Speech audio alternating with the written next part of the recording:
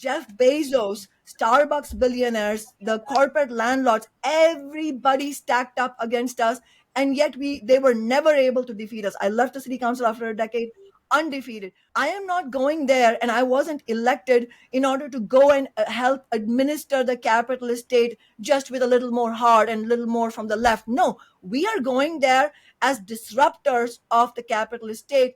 Like, how can you keep supporting this when you're seeing the carnage play out real time on our smartphones, babies and children, the amputations, all of that, and yet they are supporting this? That can only be explained by the fact that the Democratic and Republican parties are both the parties of US capitalism, and they will support the imperialist agenda to the hilt.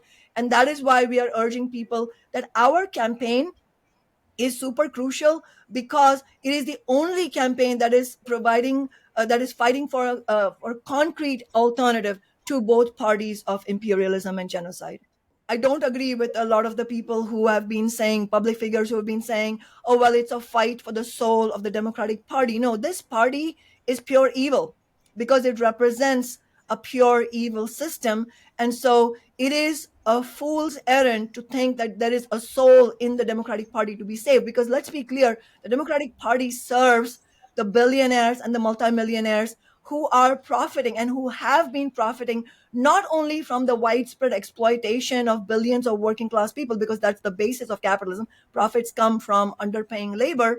But it's not only that, it is much more grotesque than that. It is also corporations, and corporations meaning billionaires and multimillionaires, individuals, people who are profiting directly from warmongering and now from genocide. And it is not only your weapons manufacturers and AI companies like Palantir and Boeing and General Atomics. It is also tech companies like Google and Microsoft and Amazon. It is companies like Airbnb. It's construction companies like Caterpillar. Yes, we need to end all US military funding to the Israeli state. We need to end the brutal occupation of Palestinian lands. And the only way we can do that is if the working class in the United States breaks from both parties of imperialism.